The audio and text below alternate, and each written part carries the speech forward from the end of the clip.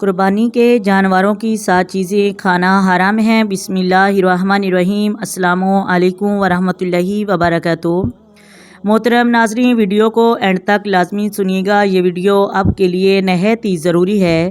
جو لوگ قربانی کرنے جا رہے ہیں وہ قربانی کی کون سی چیزیں نہیں کھا سکتے، حالانکہ قربانی حلال ہے، یعنی حلال جانوروں کی کون کون سی چیزیں کھانا حرام ہے۔ محترم ناظرین، ابن آدم نے قربانی کے دن خون بہانے سے زیادہ خدا کے حضور پسندیدہ کوئی کام نہیں کیا، اور بے شک وہ قربانی کا جانور قیامت کے دن اپنے سنگوں، بالوں اور کھروں کے ساتھ آئے گا، اور بے شک خون زمین پر گرنے سے پہلے اللہ کے ہاں مقام قبولیت میں پہنچ جاتا ہے، لہٰذا خوش دلی سے قربانی کیا کرو۔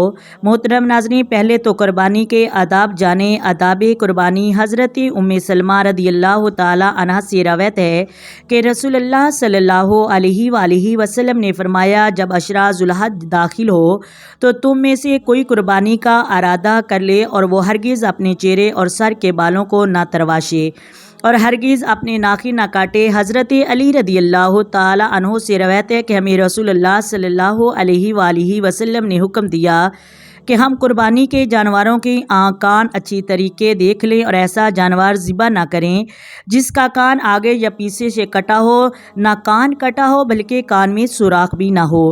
محترم ناظرین، اب بات کر لیتے ہیں حلال جانوروں کے حرام اعضاء کے۔ حلال جانوروں کے حرام اعضاء 7 ہیں: بیضہ و خون، آلے تنسل، دونوں خصیصے یعنی کہ کپور مؤنث کے آگے والی پیشاب گاہ، غدود یعنی گلٹی، مثانہ اور پتا وغیرہ۔ محترم ناظرین، چیزوں کا کھانا حرام ہے جو ہم نے آپ کو ذکر کیا۔ اب قربانی کے جانوروں کی جو صفات ہیں وہ آپ کو بتاتے ہیں۔ جانوروں کی صفات: قربانی ایک ہدیہ ہے جو بندہ اپنے رب کے حضور پیش کرتا ہے، لہٰذا درذیل امور کو پیش نظر رکھنا چاہیے۔ نمبر 1، ادائیگی نہایت خلوص محبت سے ہو، خوش دلی اور جذبات محبت اور اطاعت کے ساتھ ہو، اور جبر و کراہت کا شائبہ تک نہ ہو۔